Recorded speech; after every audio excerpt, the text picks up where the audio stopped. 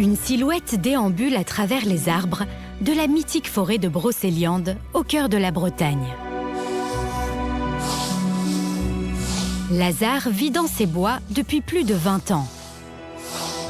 Ce mode de vie hors du commun, c'est son moyen de fuir la société de consommation. J'ai acheté une terre agricole et je me suis installé sur cette terre sans me relier au réseau d'eau et d'électricité, de façon à être beaucoup plus proche des éléments. Pour moi, c'est pas du tout un choix passéiste ou nostalgique. Dans mon mode de vie, j'ai aussi un téléphone portable, un ordinateur portable, j'ai une voiture, je peux aller sur Internet. Sur ce terrain, il a construit sa maison de ses propres mains, avec du bois, de la terre et de la paille. Elle lui a coûté au total 5 000 €. En chauffant 2 ou 3 heures par jour, la cabane est bien tempérée. C'est des matériaux avec le terre-paille qu'il y a autour, ça accumule de la chaleur, donc ça restitue un peu de la chaleur du poêle. J'en fais un tous les jours l'hiver, mais en tout cas il fait bon. C'est ma pièce de vie, donc qui sert à la fois de chambre, de cuisine, de salon. J'ai un lit de place éventuellement que je peux descendre quand il y a du monde à dormir. Et par ici, c'est plutôt mon meuble cuisine et là où je cuisine.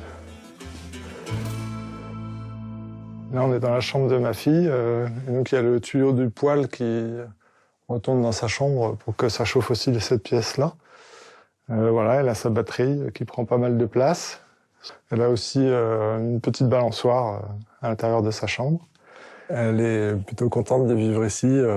Elle vit un contraste entre là où elle habite chez sa mère, plutôt en ville. Il y a quelques préjugés qui existent. Les gens pensent que c'est un peu une forme de pauvreté ou presque de misère, alors que je pourrais vivre autrement, mais je choisis d'habiter comme ça parce que j'en ai envie, en fait. Et que, par exemple, d'un point de vue thermique, le confort d'une petite cabane en terre-paille, il est vraiment génial, en fait. Pour moi, il n'y a pas mieux, en fait. Lazare travaille dans la restauration de bâtiments anciens. Pour arrondir ses fins de mois, il propose également des formations pour apprendre à construire des cabanes écologiques en torchis. Là, je prends du chanvre brut qui a juste été coupé dans les champs, mais qui n'a pas été broyé en morceaux. C'est l'une des fibres les plus solides au niveau végétal. Je pense que c'est la fibre plus solide. Le fait de mélanger des fibres végétales avec un corps gras, comme la chaux ou l'argile, c'est un truc que fait l'humanité depuis la nuit des temps. Sur son terrain, il en a d'ailleurs plusieurs. Une pour la salle de bain, l'autre fait office de chambre d'amis. En Bretagne, c'est ce qu'on appelle des kerters. Ker, ça veut dire le lieu ou l'endroit en breton, et puis terre, c'est la planète, quoi. Donc les petites kerters, c'est des habitats très ressourçants et très proches de la nature, dans lesquels on peut se sentir proche de la terre. Voilà, et donc après, avec les mains, on frotte la mèche sur ce qui existe avant pour que ça colle bien au reste de la structure. Et après, on passe plein de temps à frotter sa maison.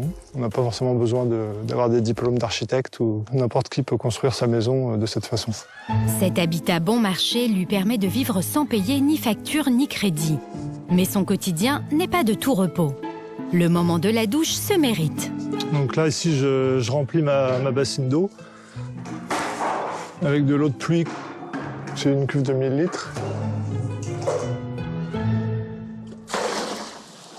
Il me faut une demi-heure à peu près pour chauffer l'eau et avoir mon eau chaude pour me laver. Et après, ça m'arrive aussi de faire des toilettes de chat juste dans ma cabane, devant le poêle aussi. Et sinon, la douche, ici, c'est plutôt une fois par semaine. Et donc après, une fois que l'eau est chaude, je pose la bassine près de la baignoire, et puis avec la casserole, je prends ma douche, tout simplement. Donc là, avec du shampoing solide, sans emballage, de l'eau de pluie récupérée sur le toit, donc ça fait des douches gratuites et éthiques, on va dire. L'eau de pluie sert à la toilette, à faire la vaisselle ou laver le linge. Mais pour avoir de l'eau potable, il faut faire 10 km en voiture. C'est une fontaine qui sort de nappe phréatique souterraine, quoi. Donc c'est de l'eau qui a été aussi filtrée par la forêt, d'une certaine façon. Là, elle a un bon débit en ce moment.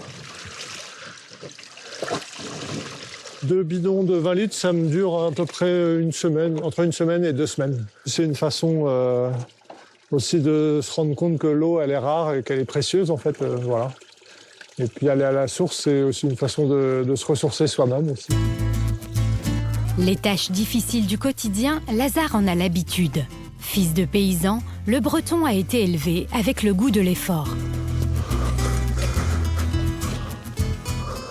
Donc là, je suis en train de semer des fèves. Dans son potager, accolé à sa cabane, il cultive 20% de son alimentation. Le reste, il l'achète sur les marchés et dans les fermes voisines. Voilà, c'est un peu la saison creuse. J'ai plus grand-chose. Il reste que quelques choux, quelques poireaux, quelques salades. J'ai aussi des betteraves encore là-bas. Je dis souvent que d'un point de vue quantitatif, c'est 20% de mon alimentation, mais que d'un point de vue qualitatif, c'est 80% de mon bien-être et même de mon équilibre aussi psychologique, quoi, parce que j'adore jardiner et puis être là dans la nature, quoi. Je voulais pas vivre au milieu du béton et du bitume, en fait. Je voulais pas avoir de lampadaire au-dessus de moi pour éclairer la nuit, parce que pour moi, la nuit, c'est fait pour regarder les étoiles et être dans le noir, en fait. Puis j'ai plein de richesses, quoi. La richesse de pouvoir contempler la nature au quotidien. C'est assez facile, de ce point de vue-là, de vivre comme ça.